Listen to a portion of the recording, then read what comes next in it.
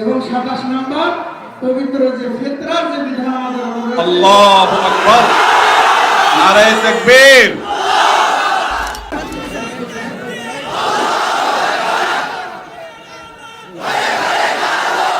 আপনি 27টা আমলকে আগে কখনো শুনছিলেন? জি না, আমি আজকে প্রথম শুনেছি এবং মুখস্থ করে আপনাদের সামনে উপস্থাপন করেছি। বিসমিল্লাহ। আসসালামু আলাইকুম ওয়া রাহমাতুল্লাহি ওয়া বারাকাতুহু। ওয়া আলাইকুম আসসালাম ওয়া রাহমাতুল্লাহি ওয়া বারাকাতুহু।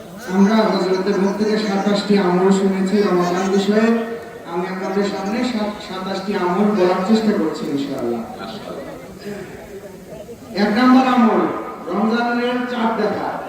জি। 2 নম্বর আমল রমজানের রোজা রাখা। 3 নম্বর আমল রমজান মাসে রাত্রি যাপনের তারাবি পড়া। 4 নম্বর আমল সাহরি করা। 5 নম্বর আমল সাহরি শেষ সময়ে সাহরি করা। 6 নম্বর আমল ইফতার করা। 7 নম্বর আমল তাড়াতাড়ি ইফতার করা। 8 নম্বর আমল ইফতারের দোয়া করা। 9 নম্বর আমল সাহরি ও ইফতারে খেজুর খাওয়া। 10 নম্বর আমল সকল ধরনের পাপাচার থেকে নিজেদেরকে বিরত রাখা। 11 নম্বর আমল অধিক পরিমাণে দোয়া করা। 12 নম্বর আমল মিথ্যা কথা এবং কাজ থেকে বিরত থাকা। 13 নম্বর আমল বিভিন্ন ধরনের অশ্লীলতা, বেহায়াপনা, ঝগড়া বিবাদ থেকে রমজান মাসে বিরত থাকা। 14 নম্বর নেক আমল করা, বেশি বেশি ভালো আমল করা। 15 নম্বর ইস্তেগফার করা।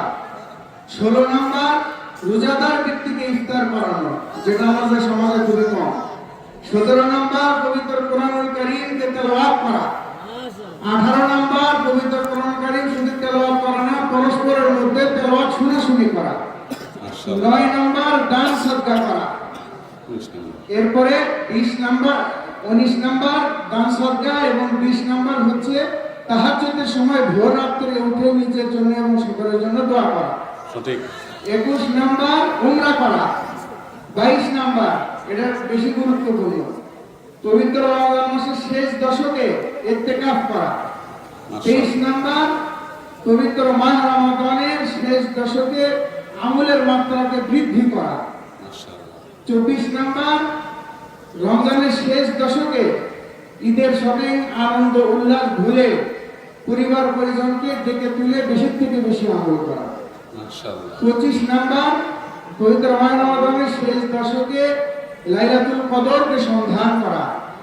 26 নম্বর পবিত্র মাহ রমাদানের শেষ দশকে লাইলাতুল কদরের একটি স্পেশাল দোয়া, যেটা আল্লাহুম্মা ইন্নাকা আফুউন তুহিব্বুল আফওয়া ফাফু আননি, এই দোয়াকে বেশি থেকে বেশি পড়া। এবং 27 নম্বর পবিত্র যে ফিতরার যে বিধান আমাদের রয়েছে। আল্লাহু আকবার, নারায়ে তাকবীর, নারায়ে তাকবীর। আসেন আসেন।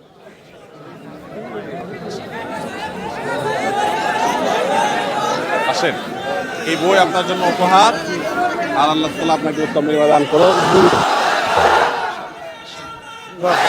মাশাআল্লাহ, আপনাকে একটু উপহার দেব, দাঁড়ান দাঁড়ান।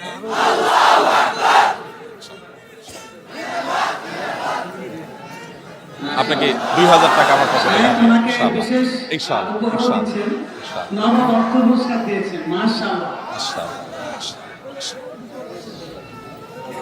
মাশাআল্লাহ মাশাআল্লাহ। কি নাম ভাই আপনার? ওনাকে মাইকটা দেন একটু। হাফেজ ফাহাদ হোসেন। ফাহাদ হোসেন। জি। আপনি 27টা আমলকে আগে কখনো শুনছিলেন? জি না, আমি আজকে প্রথম শুনেছি এবং মুখস্থ করে আপনাদের সামনে উপস্থাপন করেছি। সুবহানাল্লাহ। ভাইরা আমার এর আগের রেকর্ড আপনাদেরকে আমি বলেছি, গত 2 বছর আগে এই রমজানের 27 আমলের এই সংকলন কোরআন হাদিস ঘেটে আমি গবেষণা করে এটা বের করেছি, এবং 2 বছর আগে নোয়াখালীর সোনাইমুড়িতে আমি এই বক্তব্য রেখেছিলাম ঘন্টা ব্যাপী।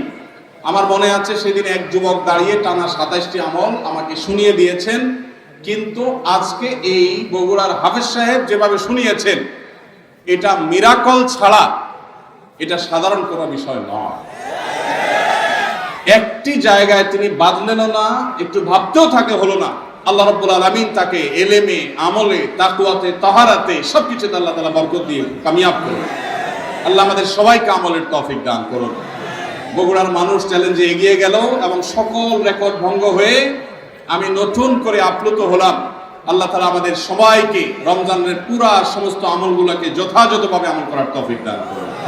আমি খুশি হয়ে আমার ভাইকে 2000 টাকা আমার পকেটে ছিল, 2000 টাকা ভাইকে হাদিয়া দিলাম।